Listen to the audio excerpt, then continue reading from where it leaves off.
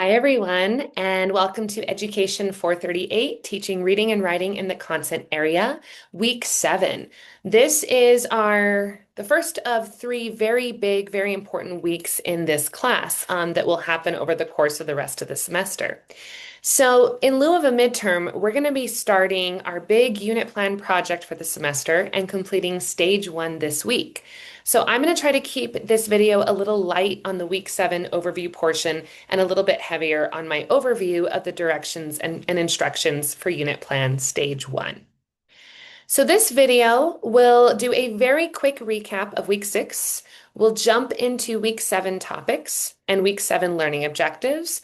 And then from there, I'm going to go right into reminders and then right into understanding by design, our unit plan stage 1 assignment overview. So I'm going to keep everything else pretty short so we can spend time on that. So let's dive right into our week 6 recap. Week 6 was all about vocabulary, but we also learned about some New Mexico Public Education Department required and supported professional development. We did 2 readings from Letters, which is the Language Essentials for Teachers of Reading and Spelling program. That is geared towards elementary school teachers, but has been used kind of as a springboard or a foundation for secondary teachers as well. The new one that's rolling out for secondary teachers from NMPED is, of course, Ames Pathways to Proficient Reading. I actually am signed up to take this course starting next week, so I'll let you know how it is. We talked about oral language and vocabulary development, particularly in those letters readings, building deep knowledge of words through explicit instruction, practice, and exploring words in relation to other words, and then the 3-tiered model for choosing vocabulary words, which I hope you found helpful. We also taught our mini lessons in Zoom last Wednesday, and hopefully you engaged in reflecting on those mini lessons in your pod post for this weekend. So I'll talk a little bit about those mini lessons in a sec, but I was so proud of everyone and so pleased by how those went. So I'm going to keep my takeaways short this week. My big takeaway for me, I'm going to take you back to my middle school experience for a moment. So middle school for me, at least in my language arts classes, was all about a vocabulary workbook where we would learn something like 15 or 20 words per week, and then we would take a vocabulary quiz at the end of the week, and then we would never think about them again. So gone are the days of those workbooks and just memorizing words for the sake of the vocabulary test or the dictionary's punishment. Now it's all about vocabulary instruction that's in depth, okay? That aims for students to be able to feel complete ownership over a word. But it can't be rushed, right? Student ownership over a word is complex and it's layered and it takes time to build. And we want students to feel like we're not just teaching them words for the sake of learning words, but that they can also utilize these words in their academic writing, conversations, and even outside of classroom spaces as well. So, the last big takeaway for me was just that you all did such an excellent job of your mini lesson teaches. Your outlines were really solid. Any feedback that I gave you all, you immediately turned around and incorporated it and resubmitted those lesson plans. And I was just kind of blown away. Sometimes, especially with novice teachers, lesson planning is really difficult, and you all just seemed to jump into it with ease. I was also really happy to see how engaged you were in each other's lessons and the great feedback that you gave one another as well. I know it can be really difficult to do this kind of almost role-playing work on Zoom, and I was just really excited by what I saw and wanted to thank you for letting me kind of share in that experience, even just as a viewer. All right, week 7. So, the most exciting thing for you all about this week is that the readings are very, very, very limited. The only readings you have are already incorporated into the assignment description for our unit plan stage 1. So, here are our topics. We're going to be returning to backwards planning, which we initially talked about this semester. We'll be returning to the Understanding by Design framework for unit planning.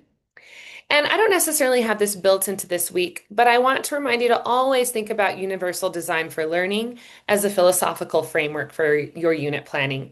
And you can always return to our earlier modules if you want to remind yourself of what UDL's goals and principles were. But we're really going to be looking at backwards planning this week, really using that understanding by design framework to structure our unit planning. All right, our big topic, semester unit plan project stage one. So this stage is all about identifying desired results. So setting the stage for our unit plan, choosing our content area, our grade level, our topic, the key texts that are going to anchor our units, our content and our Common Core state standards, literacy standards. We're going to be creating something called enduring understandings as well as essential questions for our unit. And that all is under the branch of stage one. I find unit and lesson planning to be very exciting and also very creative. So I'm hoping that you use this opportunity to do what teachers love to do the most, right? Which is really kind of dig in to our content area and think about what it is that we want students to know. What do we want them to leave this unit knowing? So yeah, I hope that you all have fun with this week. All right, learning objectives. Students will review and refamiliarize themselves with the Understanding by Design framework for unit planning through viewing the template that we're going to use to design this unit, through viewing and combing through some example units that I've included under the assignment description, as well as a guidebook. There's a very lengthy guidebook for Understanding by Design in this week's assignment description, but you don't have to read all of it. I've kind of pinpointed and honed in on certain sections that I think will help you. We also will return to early course videos and readings on understanding by design. You will demonstrate initial skills in backwards planning by completing stage one of your unit plan project, and that involves several components. You will identify the content area and grade level for your desired unit, as well as a topic the unit plan will center. You will identify key texts related to your topic that will serve as central components of the unit. You will identify content area as well as CCSS literacy standards for their unit. These will include reading, writing, and vocabulary standards. You will identify enduring understandings and essential questions for your unit. And then finally, we don't have a required Zoom this week, but you have the option to attend optional Zoom office hours to address stage one questions or concerns that you have as you engage in this initial step of unit planning. So I would say, please don't save this till the last minute in case you want to go to those Zoom office hours for some support. Let's talk a little bit about those Zoom office hours. So I have broken up our Zoom office hours this week into two almost sessions, okay? So I'll be doing an optional session on Wednesday from 5 to 5:45 that's going to focus in on aligning unit topics, texts, and standards. And then on Friday from 4 to 4:45, I'll be there like waiting to answer any questions that you have on enduring understandings and essential questions. So what I would say is comb through all the materials in the assignment description first, and then if after reading and engaging with those materials, you still have questions about topic text standards or enduring understanding and essential questions, then pop in to those Zoom office hours. I will have a different link for those under this week's module. That link will just be to office hours. It won't be the same link as our normal Wednesday meeting. So you'll see that, under our module where I have like view this first, it's that page with all of our directions for the week, etc. This video, that link will be there as well. I'll also send it out as an announcement. So what I'm going to do now is I am going to step away from this PowerPoint and I'm going to pull up our actual description for Understanding by Design Unit Plan Project Stage 1. This is a very loaded assignment description, but I really want you to get a step-by-step understanding of how to approach this. So I'm going to go through this here. If you want to stop this video now and just read through it on your own, go for it. But if you like hearing me kind of talk you through, stay with me, okay? So let's talk context for this assignment. This unit plan is the centerpiece project of this course. It is going to hone in on developing literacy skills within your content area at the grade level that you're choosing to teach. So it involves you choosing a topic, setting clear and rigorous goals, creating an assessment, designing a series of activities that speak to that assessment, and really just kind of taking hopefully everything that you're learning as we go together throughout this unit and using that knowledge to create a well-supported unit plan. And my goal is always that you would be able to utilize this in your actual teaching experience. So let me go ahead and set the scenario for you. I want you to pretend that you've completed your student teaching and you've been invited to interview at your dream school of choice. And that can be like, when I say dream school, I mean, what would your dream school look like, right? I want you to pretend that the curriculum principal at this dream school has asked you to provide a unit plan as part of your interview. Now, this is quite typical. I've had some schools that I've interviewed at ask me for unit plans, others that have asked me for a lesson plan, an assessment with a rubric. It just kind of varies by the school. But for our purposes, we're going to pretend that you have been asked to provide a unit plan that has about 5 to 7 lessons. It has learning goals and activities, assessments. It includes principles of inclusive practices. It considers New Mexico's very diverse student body and community. And it considers things like tech in the classroom, academic language, and of course, college and career readiness. That sounds like a lot, but I promise these are topics we have been discussing since day one, right? How to align our development of academic language and academic thinking with our desire to make sure that we are aligning to the principles of Yazzie versus Martinez, and of course, working with our diverse student body. So I also want you to pretend that this unit plan is a modified understanding by design unit plan. So we're using that template. And this is all backwards planning, right? This is all things that we've talked about before. So if you look here, it says download these 4 documents before beginning. Before you even start this journey, you have to make sure that you have these 4 documents. This is the New Mexico Adopted Content Standards. We also have that in our modules under resources. This is your Understanding by Design template. You're going to upload the same document every single week that we do one of the stages of this, so you'll just add to it. You'll notice that for stage 1, I have everything blocked off that you don't need to do. So it just says like leave blank if you don't need to do it for this particular stage. I'm also including a guidebook that is very long, but we're only using a particular amount of it, like a few little sections that are going to inform your lesson planning here. And then there's some sample units in case you want to look at how other teachers have created Understanding by Design units within your content area. Okay, so I don't necessarily want to go through this step by step, otherwise this video is going to be like 30 minutes long, but please make sure that you're reading your directions as you go through here, okay? The first step just involves you refamiliarizing yourself in Understanding by Design and backwards planning, okay? So I have included our initial videos and kind of reading on that framework, and I would just return to this before even starting so you can get that good grounding in it again. Step 2 is to decide on a topic and grade level that your unit plan is going to be for, okay?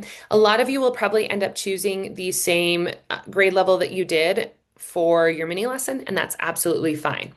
Topic, spend a lot of time on this, right? You're creating a pretty in-depth unit plan, and you want to choose a topic that you're passionate about teaching. 3, this is an exciting step, I think, okay? So considering your topic and your grade level and your content area, you're going to select at least one text, if not more, that's going to be an anchor text or essential component of your unit. So you are welcome to add more and more text as we continue through the stages of design. For this first one, you need at least one. If you need some resources to find a text that aligns with your topic, I've listed a bunch of sites and resources and supports here, but you can also look elsewhere. And I'll let you read through that on your own. Okay, Four is standards. Okay, so you are going to choose 2 to 4 content standards. So if you're a math teacher or a science teacher or a history teacher, you'll choose some New Mexico content standards that align with that. Then you are also going to choose for stage 5, 3 to 4 literacy standards. So those are those English language arts standards that we've been working with since day one. Now, if you are actually an ELA teacher, you can choose one of the ELA standards. Those start at page 39 on that New Mexico Adopted Content Standards download. Everyone else, you can just use the literacy standards that start at page 59. But really important, you need to choose a reading standard, a writing standard, and a vocabulary standard. So if you think about this logically, for stage 4, you would have at least 2 to 4 content standards. And for stage 5, you would have 3 to 4 literacy-based standards. Okay, so it's quite a lot of standards here. Once you've chosen all your standards, you'll go to that template and you'll pop them in. All right, 7 and 8 are the things that I'm most excited about. You're going to be learning about something called enduring understandings, okay? I'm not going to read this verbatim, but I give you kind of an example, a definition of what an enduring understanding is here. There is a set of pages from that guidebook, the Understanding by Design guidebook that you downloaded, that have some information on this. And then 2 really great videos for helping you frame these enduring understandings. Once you have looked at these videos and read through this, if you still aren't quite sure how to do this part, please reach out to me or come to the Friday office hours. And then stage 8 is essential questions. So you're going to create 3 to 5 essential questions. These are open-ended questions that encourage students to think critically and to explore the new concepts that you're going to be teaching as part of this unit. Once again, these pages 89 through 103 in the guidebook are really helpful for these. I've also included 2 videos that will, I think, inform how you think about essential questions as well. Like enduring understandings, if you watch all the material that I've given you here and you still are not quite sure how to create an essential question, please reach out to me. And that's it, you all. That's stage 1. So if you have questions, you know where to find me. I have tried to break this down for you in steps so you can literally just go step by step by step by step in doing this. But I also understand that for a lot of you, this is your first attempt at a unit plan. And know that as I get these back to you and give you suggestions, I will constantly give you opportunities to revise and resubmit, to revise and resubmit, so you can make this stronger and stronger and stronger. Trying to think if I haven't covered anything, but I think I have. So I'm going to stop sharing my screen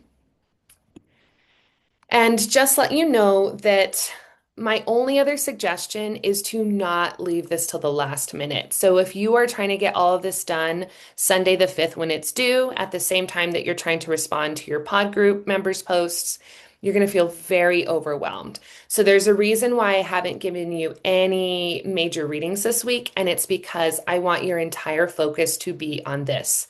If I were you, I would break this into days. So maybe Monday or Tuesday, you say, I'm going to tackle, I don't know, tasks 1, 2, and 3. And then Tuesday, 3, 4, and 5. Just kind of going through that assignment description and checking it off as you go. And then, of course, coming to office hours if need be on Wednesday or on Friday. So just remember to check for the link for those office hours under this week's module in that page overview, the View This First. But have fun with this. And if you have any questions, like I said, email, okay? Or come to those office hours. All right, everyone, good luck on this first big stage of our unit plan. I hope it goes really, really well, and I will see you soon.